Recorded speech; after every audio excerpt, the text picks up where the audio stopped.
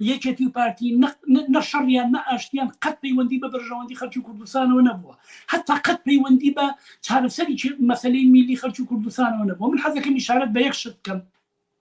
حەمەمین پێنجوێنی کە کەسێک کە زۆرتر لە خەتی پەکەکە نزیکە شتێکی لە ماوەیە بڵاو کردووە، هەڵبەتە وەکو ئیفتیخارێک بۆ جەلال تاڵەبانی باسی کرد. ئەڵێ جەلال تاڵەبانی کە ڕووداوەکانی سووریا دەستی پێ کرد منی بان کرد، پێی وتم وتی نامەیەکت دێمێ بچۆ بۆ قەندیل پێیان بڵێ و هاوکات نەفەرێکی کەشینار بۆ ڕۆژئاوا کوردستان بۆ لای یەپەگە و ئەوانە کە پیان بڵێ جمهوری ئیسلامی و رووسیا نایەڵەن حکوومەتەکەی بەشار ئەسەد بڕۆخێ، بۆیە مەجای مفاوەزات هەتا ئەخیر مەیبەن لەگەڵیە لە چێشمە چێش و ململانەیە سبەینێتان لەبیر بێت چونکە حکوومەتەکەی بەشار ئەسەد ناڕوخێ.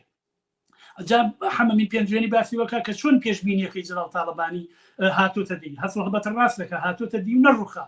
بەڵام ئەمە چیمان پێڵێ؟ ئەمە ئەومان پێڵێ کە سیاسەتی جەلال تاڵەبانی و سیاسەتی ناسیۆنالیزمی کورد لەسەر ئەوە نییە جواب باتەوە بە کێشەی کۆمەلگا، لەسەر ئەوەیە ئایا حکوومەتی بەشار ئەسەد ئەڕوخێ یان ناڕوخێ.